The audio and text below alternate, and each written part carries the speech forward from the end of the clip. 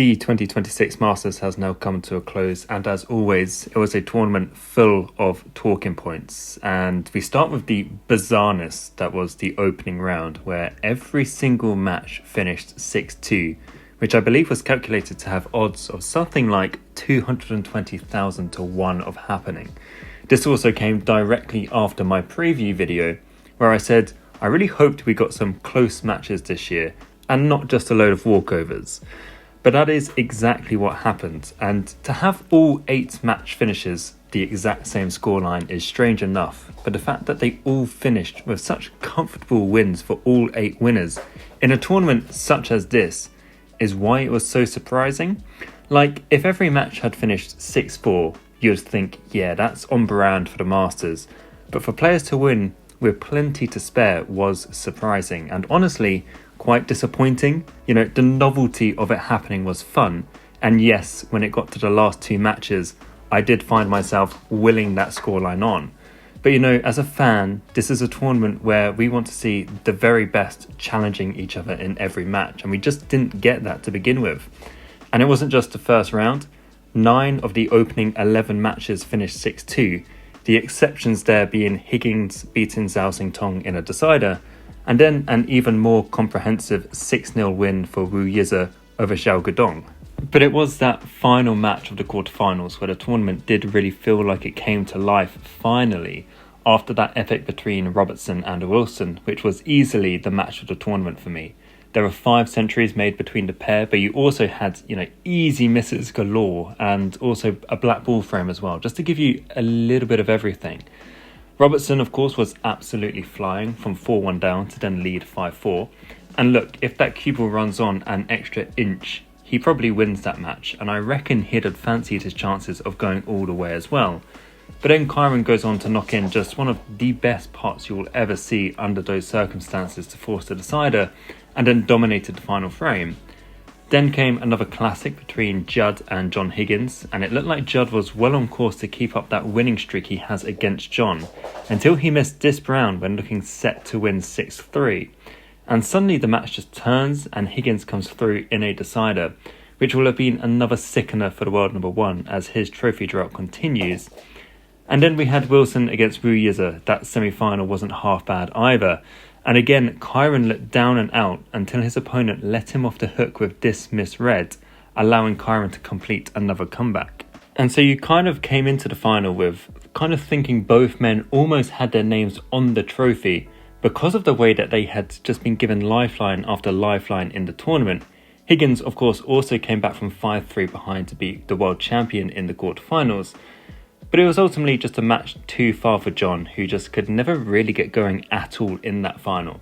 And despite clinging on in there for about 3/4 of the final, eventually he did fall apart completely near the end, and Kyren ran away with it a little bit, without really ever having to do anything particularly special. But still, a fantastic week for the 50-year-old, who still just has this unbelievable ability to never say die. The final would have been a huge occasion, having not won a Triple Crown event for 15 years and not winning the Masters for 20 years, and it did sort of feel like that was weighing down on him in that final, because not once did he ever really look comfortable. Who knows, maybe that is the last Triple Crown final the Scot will reach, but the fact that both him and Williams have reached these finals in their 50s over the past 12 months further underlines their ridiculous longevity. But for Kyren, it's 3rd time lucky at this tournament after his losses in 2018 and 12 months ago in the final. And despite the strange comments he said in his post-final interview against Sean last year, he did stress that he would be back, and he has proved that at the very first opportunity to land his first Masters title and 2nd Triple Crown event.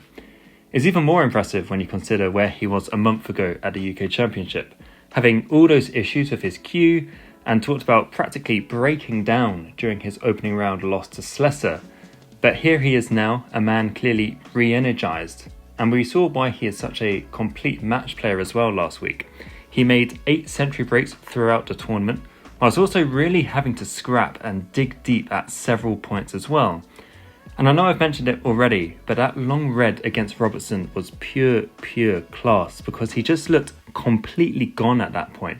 So to knock in that and make a century off of it was nothing short of brilliance. He joined Selby as the only man to win 2 titles this season. The only small downside is that both of his wins were in invitational events, so he gets no ranking points from either of them.